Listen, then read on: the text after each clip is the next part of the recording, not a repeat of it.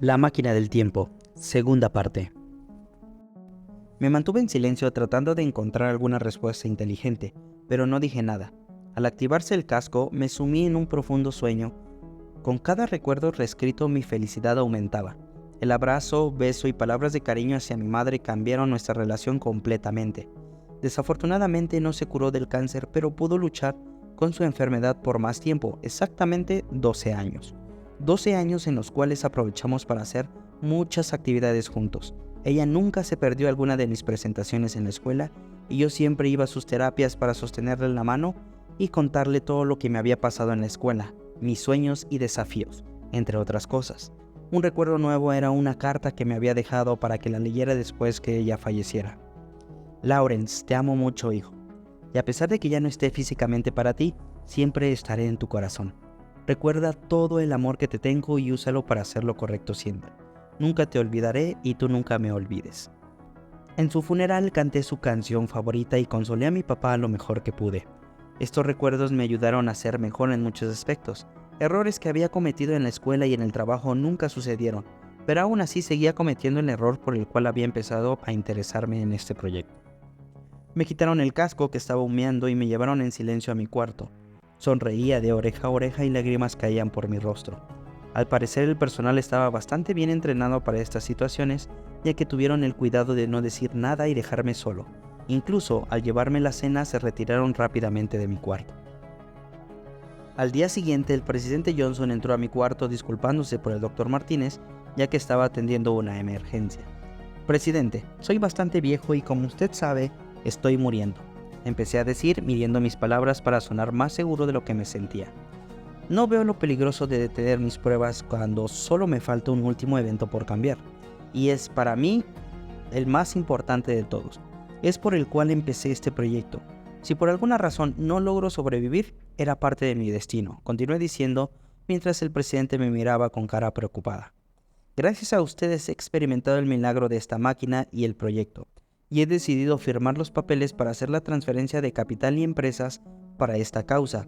Como habíamos acordado anteriormente, solo me quedaré con el negocio de los cables azules. Terminé de decir haciendo un ademán a una persona sentada en una esquina. Era mi abogado con una cantidad de papeles bien organizadas y firmados ya por mi mano que cerraban el trato de traspasar o transferir el 80% de mi fortuna y negocios para el proyecto. Era la financiación que ellos estaban buscando, una fuente constante de recursos que los mantuviera a flote, ya que solo vivían de las donaciones. Mi fortuna había sido lograda gracias a mi perseverancia en las negociaciones. Había fundado 2 empresas y las demás las compré en la guerra electrónica. La guerra terminó y los precios de todo lo que había comprado se dispararon. Alimentos enlatados, partes electrónicas, software, entre más cosas. Me encontraba en la lista de los 20 hombres más ricos del país y al deshacerme del 80% de todo era un pago ínfimo comparado con cómo mi vida estaba cambiando. Esperaba que con estas declaraciones me dejaran continuar con el último cambio que ya se había planeado. El presidente solo me miraba con la boca abierta. Revisaron los papeles e hizo llamar a un pequeño ejército de contadores, abogados y administradores para que revisaran los papeles y se firmaran en ese mismo momento y todo quedó arreglado. Le agradecemos mucho esta gran donación, señor Mortimer. Con esto podremos continuar con el proyecto y lanzarlo al público en unos años o incluso meses. Su segundo y último cambio se realizará el día viernes 3 de octubre, en 3 días exactamente. Tiempo suficiente para que su cuerpo se recupere y busquemos la manera de acortarlo lo más que se pueda, dijo el presidente Johnson. Los días siguientes, decenas de investigadores se instalaron en mi cuarto para determinar la mejor forma de tratar el asunto. Estaba planeado que el evento durara 3 minutos y 20 segundos. El primer minuto era para adaptarme, luego recibiría una llamada y ya se tenían las palabras necesarias para decir en la llamada, colgar y apagar el teléfono para no ser molestado otra vez. Ese evento fue el inicio de la destrucción de mi familia. Tenía 32 años, me encontraba sentado en mi oficina, revisando contratos con empresas internacionales. Mi oficina estaba en uno de los últimos pisos. Justo a las 6:55 p.m. recibí una llamada de una compañera de trabajo, Nicole. No éramos amigos, pero manteníamos una buena relación laboral. Recuerdo que había tenido algunas situaciones donde se me insinuaba y yo le seguía la corriente. Ella era el tipo de persona que daba mucho cariño, al menos a todos los hombres de la empresa. En la llamada, ella me invitaba a su casa para pasar el rato. Mencionaba que vivía sola y había comprado un buen vino pero no quería tomarlo sola. Acepté y fui con ella. En ese momento tenía 3 hijos y mi esposa Claire estaba embarazada de nuestro 4.º hijo. Por varios meses pudimos mantener la relación en secreto, pero eventualmente todo salió a la luz. A la empresa no le importó mucho mientras siguiéramos dando buenos resultados, podían ignorar ese hecho. Sin embargo, para mi esposa y mi familia fue terrible. Nuestra relación se fue deteriorando poco a poco, y lo que terminó de destruirlo todo fue que Nicole, mi amante, quedó embarazada. Mi esposa se divorció de mí, se llevó a los niños y un 50% de mis inversiones para mantenerlos. Pero también Nicole se fue con alguien más y no me dejó hacerme cargo de la niña que tuvo. A mis 34 años me quedé solo, odiado por todos los que me importaban y con la mitad de mis recursos. Cada vez me odiaban más. La última muestra de odio que mi ex esposa mostró antes de morir a los 65 años fue lograr obtener una orden que me prohibía asistir a su funeral. Si lograba cambiar todo eso y recuperar a mi familia, mi vida sería completamente diferente. Escuché varias veces la canción Hunting High and Low de Stratovarius. Estaba en la época en la que me gustaba el metal y fue esa canción la que exactamente estaba escuchando cuando recibí la llamada. Se estudió la situación para reducir el tiempo lo más que se pudiera, ya que mientras más tiempo estuviera en la máquina, más daño recibiría mi cuerpo. Se redujeron las palabras para poder rechazar la invitación de la manera más corta posible, logrando reducir el tiempo a 3 minutos. Sin embargo, el Dr. Martínez pensaba que era demasiado, al menos debíamos reducirlo a 2 minutos. Un joven pasante del equipo de investigación encontró la solución. ¿Y por qué no rompe el celular así, sin más?, había dicho mientras la sala estaba en silencio buscando otras alternativas. No creo que funcione, replicó el investigador en jefe. Debe dejar claro a la señorita Nicole que no quiere nada con ella. Sí, lo entiendo, pero miren, encontré esta entrevista de Nicole de hace años. Dice que si el señor Mortimer no hubiera contestado la llamada para invitarlo a tomar vino, ella ya tenía otras opciones en una lista. Se quedaría con el primero que le respondiera, y en caso de que nadie más hubiera respondido, iría a visitar a su ex. Todos se quedaron en silencio observando al cohibido pasante. Le pidieron la fuente de su descubrimiento y en efecto, Nicole había sido entrevistada por un programa de chismes locales 5 años después de que se supo lo de mi divorcio y mi relación con ella para tener algo con lo cual rellenar el programa. Incluso había llevado el cuaderno donde tenía la lista de 7 nombres, el mío era el tercero. Se analizó todo y llegaron a la conclusión de que si destruía el celular era más que suficiente para lograr que el cambio tuviera éxito. Me aseguré de dejar una recompensa de algunos millones al pasante en secreto, que le sería otorgada si lograba hacer el cambio o si moría en el intento. Buenas noches, señor Lawrence, ¿puedo pasar?, preguntó una voz tímida desde mi puerta entreabierta. Claro, pasa, respondí. Era el pasante que había hecho el descubrimiento. Solo quería comentarle algo importante. Quería decírselo al investigador encargado, pero no logró encontrarlo por ningún lado y mejor vine directamente. Dime, dije invitándole a sentarse con un ademán. Creo que no va a poder destruir el teléfono, dijo secamente al sentarse. Al parecer notó mi cara de confusión y siguió hablando. Bueno, no dudo de sus habilidades para destruir teléfonos, pero si sus memorias son exactas, el teléfono que manejaba era un Nokia 3310, uno de los teléfonos más resistentes de todos los tiempos. Era verdad, ese era el teléfono que tenía, y muchas personas a lo largo del tiempo concluían que, en efecto, era bastante resistente. Entonces, si no pudiera destruirlo en los primeros 10 segundos, puede quitarle la batería. Aunque se detuvo con tono pensativo, cabe la posibilidad de que al salir de la simulación, su yo pasado se la vuelva a colocar y en ese caso el porcentaje de éxito sería menor. Haciendo una larga pausa con las manos frente a él. Debemos pensar en algo. Yo lo aventaría por la ventana para asegurarme, dijo disculpándose y saliendo de mi cuarto. Esa noche no pude dormir bien, me desperté varias veces con sueños donde fallaba el cambio del evento.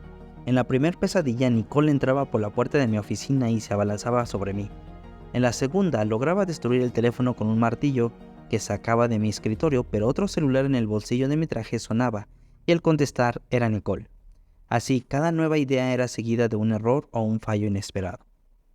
Pero la última pesadilla fue diferente. Me encontraba en un jardín jugando con una pelota. Era un niño. De repente, de la tierra un niño zombie salía y me perseguía. Solo pude dormir un par de horas antes del desayuno. Al igual que en el cambio anterior, me dieron algunas instrucciones y recomendaciones extra antes de entrar a la máquina. Intenta encontrar algo con lo que puedas destruir el teléfono. En tus cajones deberías encontrar algo útil. O si tienes un vaso o botella de agua, puedes usarlo para empapar o sumergir el celular, me dijo el jefe de la investigación con semblante serio y unas grandes ojeras.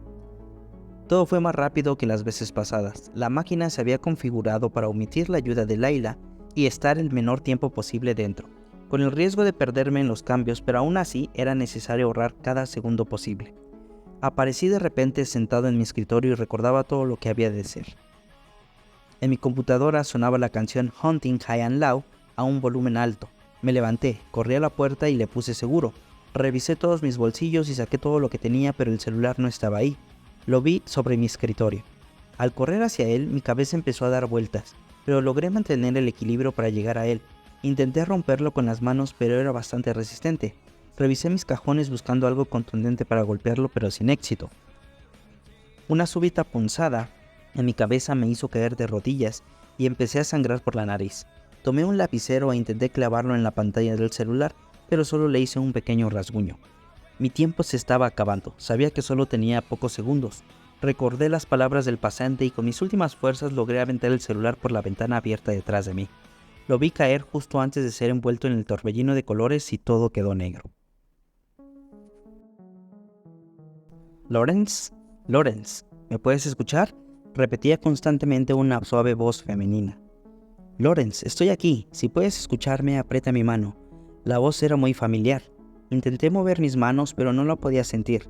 De hecho, no sentía mi cuerpo. Lawrence, debes despertar. Has sobrevivido por 95 años y ahora no te puedes ir así como así. Tu familia te necesita. Esa última frase despertó algo en mí y abrí mis ojos. Logré ver el hermoso rostro de Claire, mi esposa. Pero segundos después oleadas de dolor de todas partes me empezaron a invadir. Intenté gritar, pero encontré que nuevamente tenía tubos en la garganta. Los sonidos se volvieron más fuertes y una alarma llenaba el cuarto.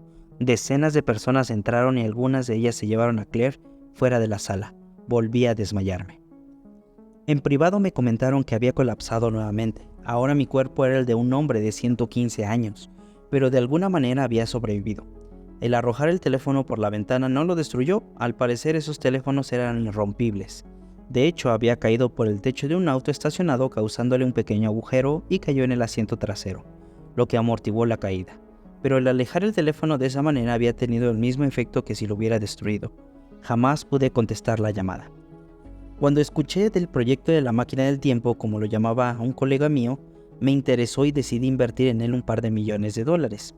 Los encargados del proyecto se presentaron en mi casa invitándome a ser uno de sus principales inversores, dándome la oportunidad de ser una de las primeras personas en probar la máquina. Al principio tenía mis dudas, ya que requería una fuerte inversión de dinero para hacerlo realidad, pero cuando me preguntaron si había algo que quisiera cambiar en mi pasado y que con esa máquina lo iba a poder hacer, acepté sin más preguntas. El tiempo de espera fue largo, pero había valido la pena. Nunca contesté esa llamada y mi compañera de trabajo no había insistido más.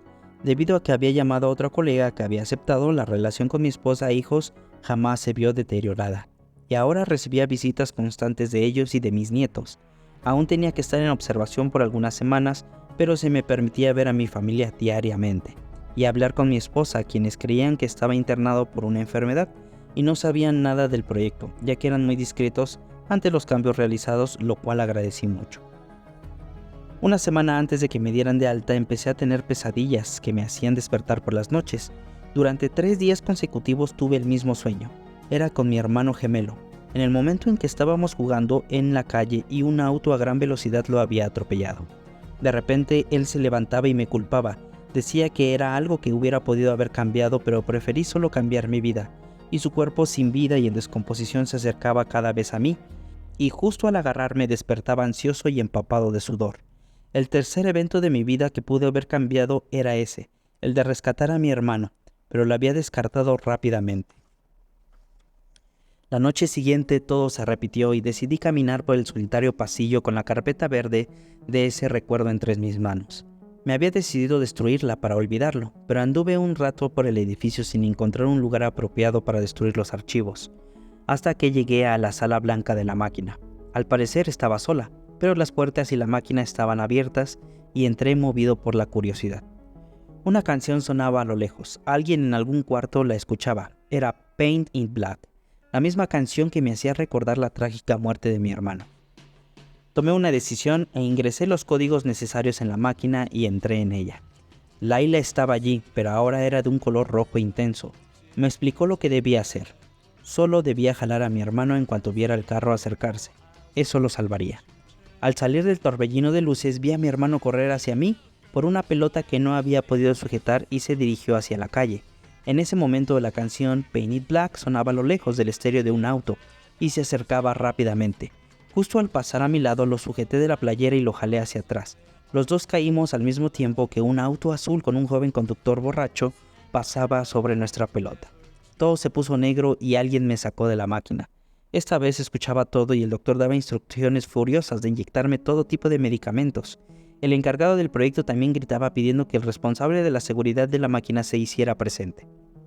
Al día siguiente estaba sentado en una silla de ruedas en el porche de mi vieja casa, herencia de mis padres. Los encargados del proyecto me habían expulsado del edificio después de darme un par de cuidados extra. Al parecer mi salud se había deteriorado tanto que había perdido la capacidad de caminar. El cambio se había realizado con éxito. Mi hermano sobrevivió. Los dos habíamos logrado varias cosas juntos, pero ahora él tenía lo que yo ansiaba por mucho tiempo, mi familia. Él se había casado con Claire y yo no. Yo había permanecido soltero. Él había tenido los hijos que yo había tenido y los nietos. Vivían frente a mí y estaban en una fiesta de cumpleaños de uno de sus nietos, pero yo me había convertido en un anciano reservado y solitario. A pesar de todo estaba feliz. Feliz de que mi hermano hubiera tenido la oportunidad de vivir la vida que no pudo. Yo ya la había vivido y la había desperdiciado con decisiones tontas. Ahora solo me quedaba despedirme de todo satisfecho con los cambios que había logrado.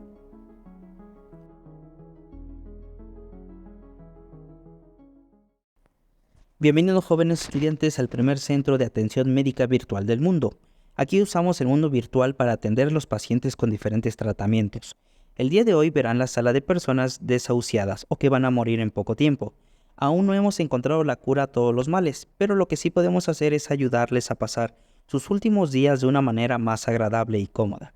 Al poner sus conciencias en simulaciones en el mundo virtual, los alejamos de los dolores físicos y podemos simular cientos de situaciones que los harán sentir felices y completos, aunque hemos encontrado algunas situaciones bastante interesantes. Por ejemplo, Lawrence Mortimer, el paciente que ven aquí. La máquina nos indica que morirá en cuestión de minutos y su simulación fue la de poder viajar en el tiempo para arreglar sus errores del pasado, lo cual es la más popular del momento. Él hizo muchos cambios en su vida, pero al final decidió sacrificar todo lo que había logrado para poder revivir a su hermano gemelo, un hermano que en realidad nunca tuvo, pero la simulación así se adaptó a su mente, y eso, según estos indicadores, le causó una gran satisfacción, y ahora puede irse en paz con la idea de que todo lo que vivió fue real. En ese momento, una alarma roja muy tenue indicaba que Lawrence Mortimer había muerto. Fin de la historia La máquina del tiempo, del mundo virtual.